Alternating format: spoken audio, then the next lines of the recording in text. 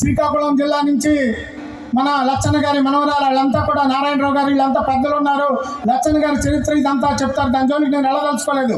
కానీ నియోజకవర్గంలో ఈ సభ కార్యక్రమం కోసం, ఆవిష్కరణ కార్యక్రమం కోసం దాదాపుగా ఈ 4 నెలల కాలంలో నియోజకవర్గంలో 65 గ్రామాల్లో ఆత్మీయ సమావేశాలు పెట్టాం.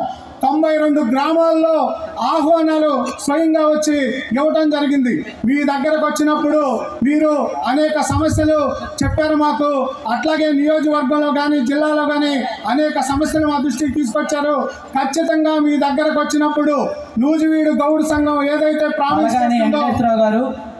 వెంకట్రావు గారు పోల్సానపల్లి ఎంపీటీసీ ఏదైతే ప్రామిస్ చేసామో దానికి కట్టుబడి ఉన్నాం.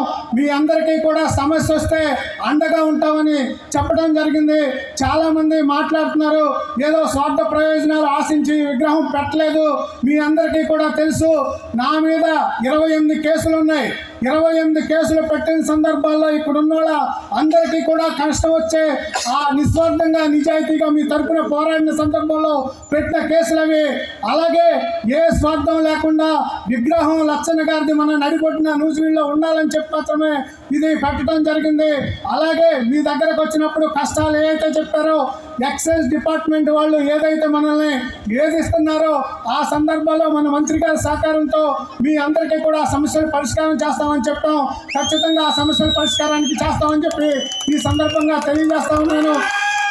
అలాగే లైసెన్సుల విషయంలో, గుర్తింపు కార్డుల విషయంలో ఏదైతే మనోళ్ళు ఇబ్బందులు పడతా ఉన్నారో అవన్నీ కూడా మంత్రి గారు, సారథి గారి సహకారంతో పరిష్కారం చేస్తామని చెప్పి తెలియజేస్తా ఉన్నాం. అలాగే మన వాళ్ళు అక్రమ కేసులు ఏదైతే పెడతా ఉన్నారో అక్రమ కేసుల నుంచి రక్షించే దానికోసం సహకారం అందిస్తాము.